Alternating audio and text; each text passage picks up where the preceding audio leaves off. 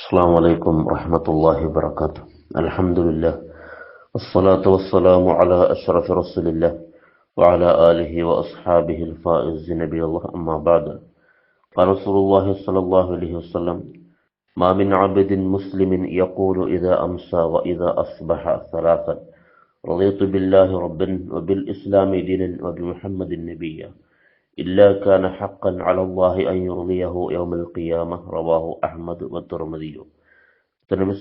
നബി സല്ലല്ലാഹു അലൈഹി വസല്ലം പറയുകയാണ്: മാമിൻ അബ്ദിൻ മുസ്ലിമിൻ, ഒരു മുസ്ലിമായ അടിമയും തന്നെയില്ല, യഖൂലു, അവൻ പറയും, ഇദാ അംസാ വ ഇദാ അസ്ബഹ സലാസൻ, മൂന്ന് പ്രാവശ്യം രാവിലെയും വൈകുന്നേരവും അവൻ പറയും, റളിതു ബില്ലാഹി റബ്ബൻ വബിൽ ഇസ്ലാമി ദീനൻ വബിമുഹമ്മദിൻ നബിയ്യ, അല്ലാഹുവിനെ കൊണ്ട് റബ്ബായിക്കൊണ്ടും ഇസ്ലാമിനെ ദീനായിക്കൊണ്ടും മുഹമ്മദ് നബി സല്ലല്ലാഹു അലൈഹി വസല്ലം തങ്ങളെ അള്ളാഹുവിന്റെ ദൂതനായിക്കൊണ്ടും പ്രവാചകനായിക്കൊണ്ടും ഞാൻ തൃപ്തിപ്പെട്ടു, ഞാൻ വിശ്വസിച്ചു, അംഗീകരിച്ചു എന്ന് ഒരാൾ പറയുകയില്ല. എന്തായിട്ടല്ലാതെ ഇല്ലാ കാന ഹഖ്ഖൻ അലല്ലാഹി അൻ യുർദിയഹു യൗമൽ ഖിയാമ, നാളെ പരലോകത്ത് അവനെ അള്ളാഹു തൃപ്തിപ്പെടുത്തിയിട്ടല്ലാതെയില്ല.